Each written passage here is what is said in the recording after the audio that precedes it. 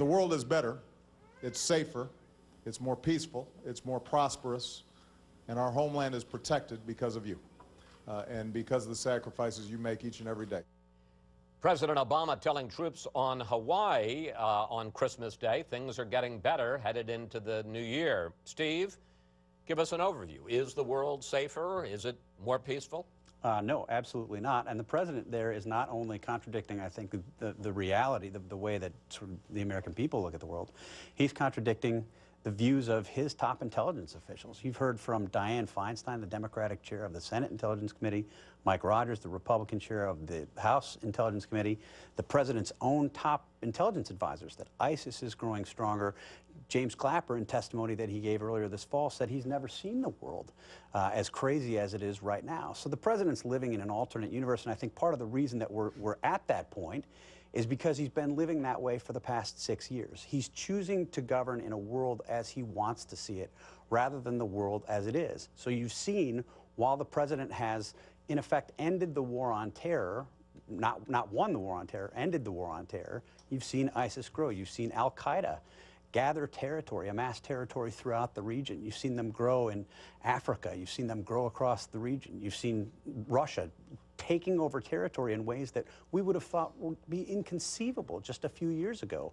And the United States is not exercising its strength or influence. You know, Bob, one of the things that struck me preparing for this show is a year ago, Crimea was still part of Ukraine. A year ago, maybe Steve, because he's very up on these issues, but I'd never heard of ISIS, which, again, overview, is the world safer than it was a year ago? Well, it clearly is not, and Obama has contradicted himself on that because he's declared war on ISIS and said not just are we going to contain it, but we are going to destroy it. So there's lots of danger out there. But at the same time, there was some, if I may say this, there was some excellent reporting in my own paper, The Washington Post, by Liz Sly about ISIS, and said they have lots of trouble putting this government together. Electricity is not sufficient. Water is not sufficient. You can't, you know. Yeah, because they're talking about creating an Islamic state, not just having but territory. they don't have a capital, or they've created a capital. They don't get Baghdad. They don't get Damascus. They have no currency as they've promised. There are lots of governing problems that are very real that are staring them down. Now, does that mean they're going to go away? Absolutely not. I thought in your paper, Jason, there was an excellent interview with General Allen, who's the envoy to the region for President Obama. And essentially what Allen said is, we're going to move along slowly on this. It is a giant problem. And there's almost a disconnect with Obama where he said we're going to destroy him, and Allen says we're going to contain them. Well, let's talk about that, because after a very shaky start when he said we don't even have a strategy in the middle of the summer, President Obama finally in the fall declared war on ISIS. Here he is. We will degrade and ultimately destroy ISIL through a comprehensive and sustained counterterrorism strategy. So, Jason, how are we doing? Things are getting better, and I think we'll make some incremental progress. Though I don't, mostly in Iraq, though, I don't know that we're going to go into Syria, and which is where the heart of the problem is. But so long as we have a president that doesn't appreciate the importance of U.S. global leadership, the world will be less safe than it ought to be, and that's what we have in Obama. And to get back to Steve's point about Obama governing in a way that he wants the world to look, instead of governing the way it actually is, it ties back into our discussion of Gitmo and trying to close Gitmo. We don't send people to Gitmo anymore. And something like a third of the people we've released have rejoined the battlefield. That ties in directly with this ISIS thing sneaking up on us. We don't send people to Gitmo anymore and interrogate them anymore and find out about the intelligence. We don't have that operation anymore. And because this president is more interested in obtaining a political goal of shutting down Gitmo, regardless of whether it helps us fight these real-world problems. You know, I was talking about things that we weren't aware of a year ago or hadn't happened a year ago. One thing we were talking about a year ago was the effort by the U.S. and our allies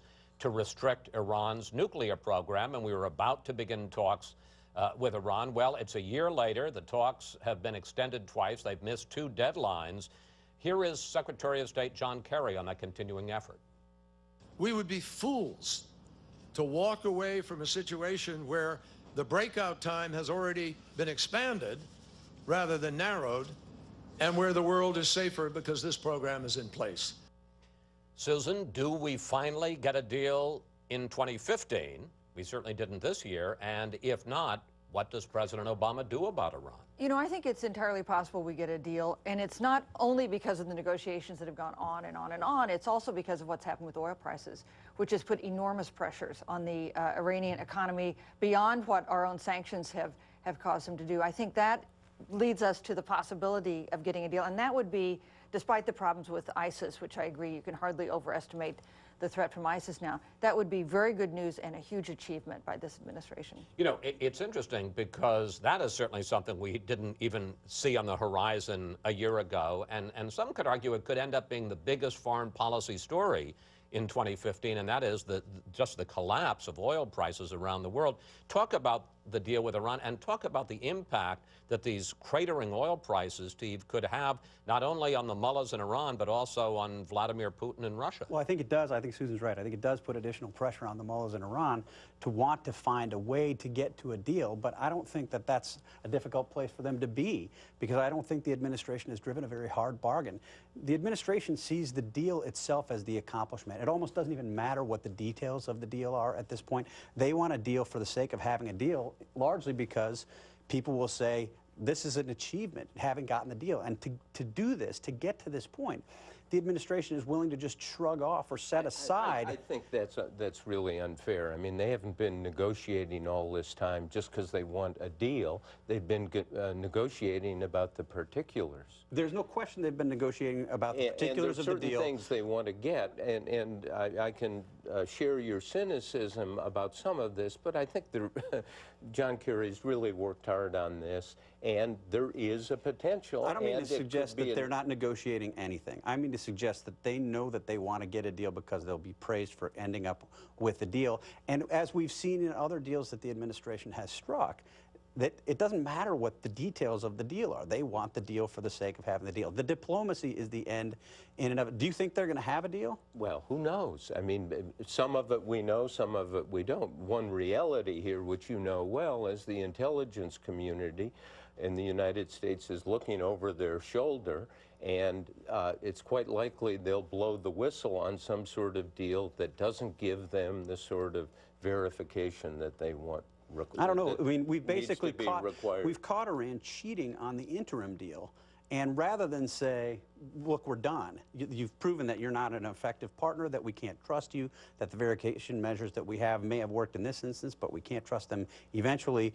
And the administration doesn't say that. They say, we'll give you more time because we're going to get to a deal. I just wanted to bring in how this could affect Russia. The Russian ruble had a low against the dollar recently. Inflation is accelerating. Their capital is fleeing. These are body blows to the Putin regime. But it'll be interesting to see. The question is, so does that make him less aggressive on the world stage, or does he, and some say that's what he did in 2014, hold up the shiny object of some new adventure to try to rally the Russian people around him? I think potentially it makes him more dangerous. How will the Kremlin respond? Will they lash out at their neighbors? Will they cut off gas supplies as they've done in the past in the middle of winter? I think they need to be watched.